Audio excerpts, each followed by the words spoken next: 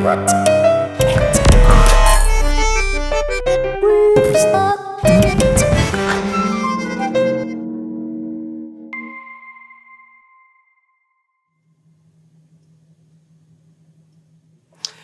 je m'appelle Christian Pahu, je suis un petit peu enseignant, un petit peu plasticien, un petit peu professeur et ma foi un petit peu musicien aussi.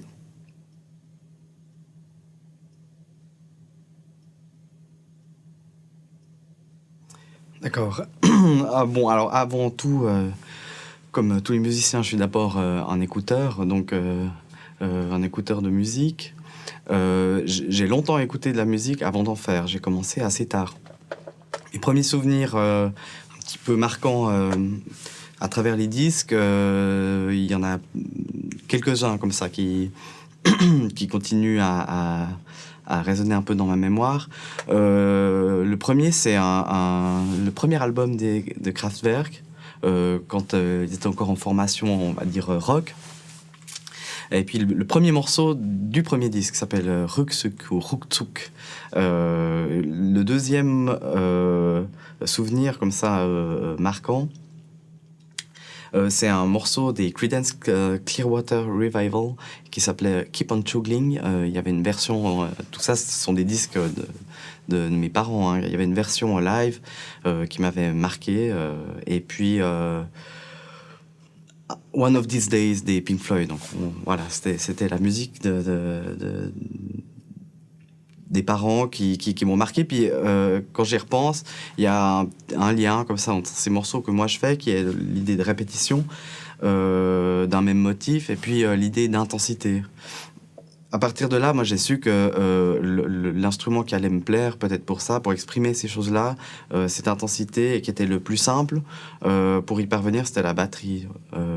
J'ai jamais pris de cours, enfin je suis totalement autodidacte. Je me suis entraîné d'abord sur les batteries qu'il y avait dans les écoles, donc je passais mes pauses à essayer de jouer un peu de cet instrument.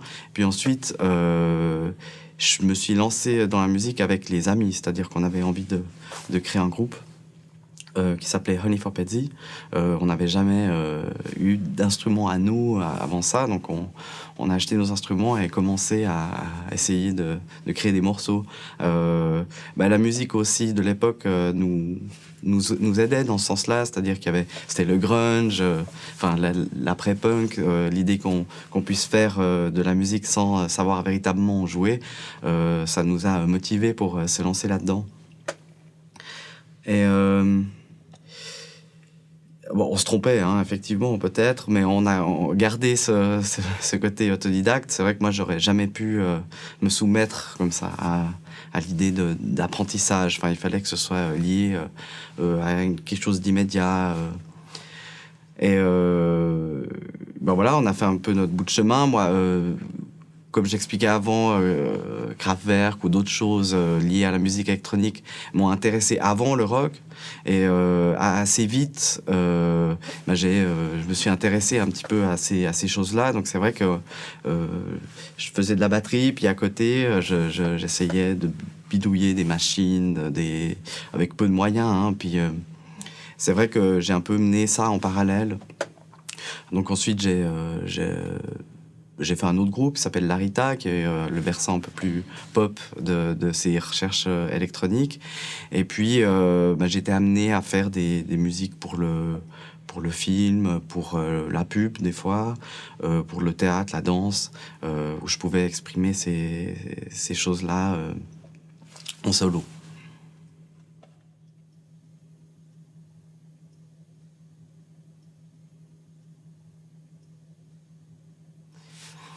Oui, alors effectivement, dans les rencontres importantes, il y a d'abord mes copains avec qui j'ai formé ces groupes.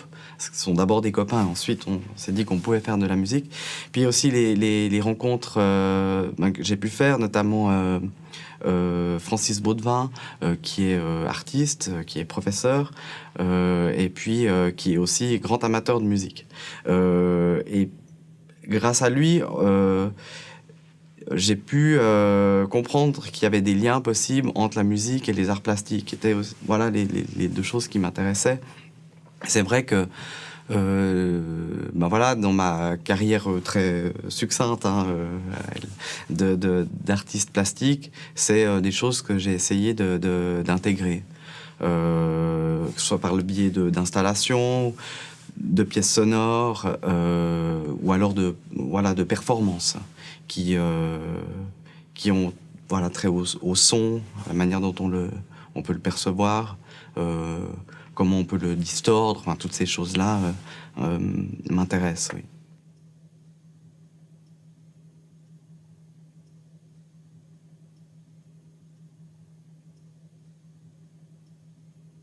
Alors, oui, on peut être musicien suisse, nous le sommes. C'est une question qui est difficile Enfin, c'est difficile de ne pas tomber dans des clichés, déjà. Il y a une chose, c'est l'histoire du territoire. La Suisse, c'est un territoire qui est petit, qui est multiculturel, plein de langues différentes, avec des influences très fortes des pays limitrophes. Bon.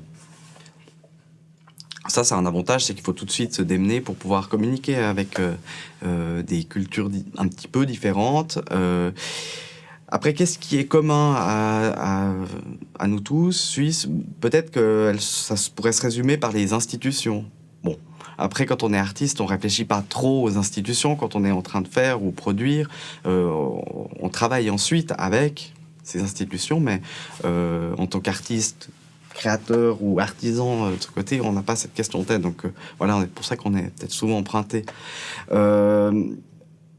L'autre chose que ça m'évoque, alors peut-être c'est un peu plus tabou, on en parle peu, mais c'est que la Suisse, c'est quand même un pays qui a vécu peu de grands traumatismes sociaux ou politiques. Et généralement, ces moments forts dans l'histoire d'un pays, ça génère des formes d'art nouvelles ou qui mutent, différentes, enfin, qui sont en réaction.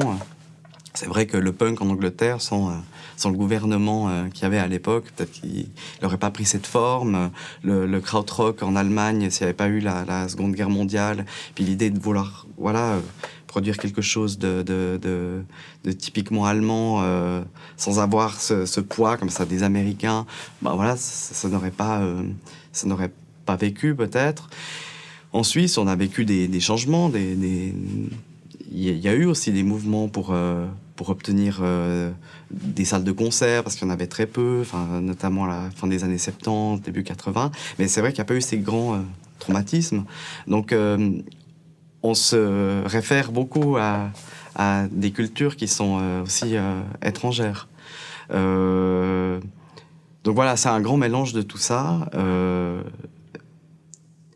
Je pense que c'est un petit peu voilà comment moi je vois l'idée d'être suisse et artiste dans ce pays.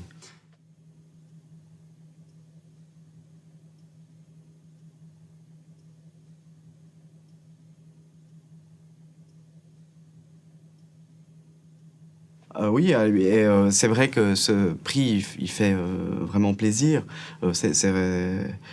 Surtout pour ce que je peux représenter. Alors, quand je parle de représentation, moi, je ne vais pas voir très loin. Je vais plutôt parler de mon groupe, mon cercle, c'est-à-dire les gens avec qui je fais de la musique dans mes groupes, que ce soit mes amis de Honey for Petsy et de Larita, ça c'est les réguliers.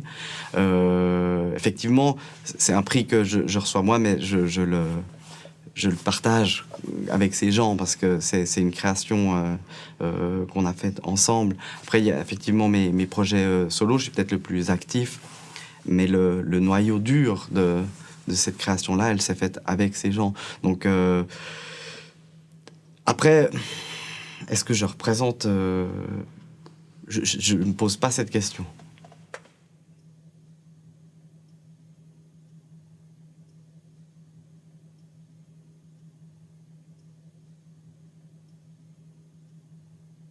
Non, j'ai pas collaboré avec aucune des personnes enfin des nominés. Alors il y a une personne que je connais un petit peu, un peu mieux, c'est Joy Frampton. On était sur le même label, Crit Record. Donc voilà, elle venait quelques fois à la maison, on a échangé, on va voir les concerts de l'un de l'autre. J'en connais d'autres, hein, des nominés, mais on n'a jamais eu de contact ensemble. Alors jouer avec certains d'entre eux, évidemment, enfin, c'est des gens que pour certains j'admire. Enfin, Bruno Speury, c'est un travail que, que j'admire, une personne que je trouve importante. Joy, ce serait un plaisir de faire des choses avec. Malcolm Braff, c'est aussi une personne enfin, que j'adore. C'est même... je pourrais presque même dire que c'est lui qui m'a introduit au jazz, parce que j'étais tombé sur un de ses disques. C'était un vieux disque, je pense un de ses premiers disques peut-être, qui s'appelait Icar, qui était un live, je crois, enregistré à Vevey, sublime. Et c'est vrai que voilà, je l'ai découvert comme ça, mais j'ai aussi découvert une autre manière d'envisager la musique. Moi qui était, voilà, qui a toujours eu envie de transmettre de l'énergie. C'est vrai que moi, je ne sais pas jouer de la batterie vraiment. Par contre, je mets beaucoup voilà, d'énergie dans mon instrument. Je joue faux, c'est-à-dire que je joue le plus fort possible. C'est pas du tout... ça n'a pas de sens musical. Par contre, ça a un sens au niveau du rock. C'est-à-dire qu'on fait saturer un ampli de guitare. Moi, je fais saturer une batterie. Voilà, en écoutant Malcolm Braff, j'ai découvert d'autres choses. Donc ouais, c'est vraiment une personne avec qui j'adorerais collaborer, mais je serais un peu... je suis pas sûr que je serais à la hauteur.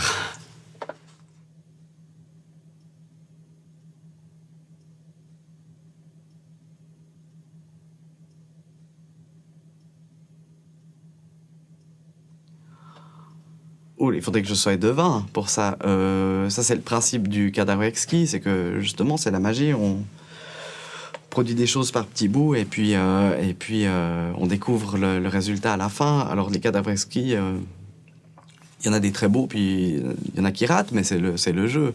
Donc, totalement imprévisible. Bon, je pense que je suis un des premiers à démarrer ce projet, donc j'ai pas la lourde tâche de devoir en faire quelque chose d'intéressant.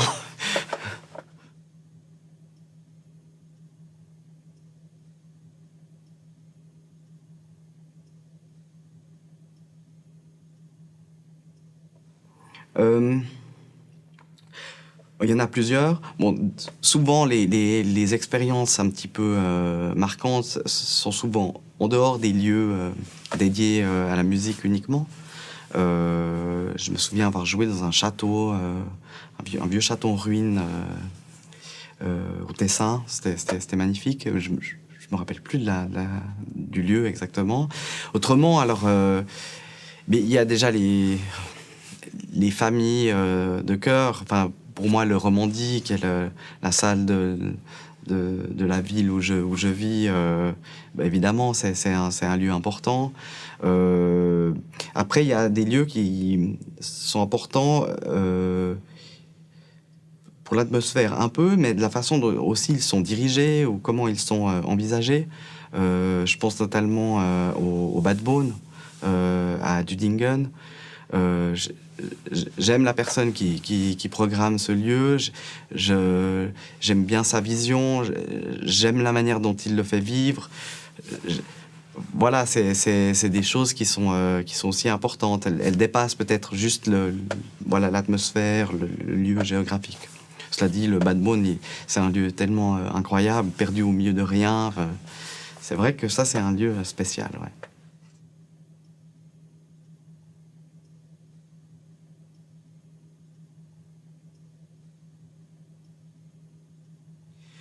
Alors actuellement, je suis en tournée un peu avec mon groupe Larita. Je suis en train de terminer un album d'une autre formation qui s'appelle Bombers. j'ai plusieurs commandes pour justement le théâtre ou la danse. Voilà, c'est un petit peu toutes ces choses qui sont un petit peu en route. Ouais. Merci.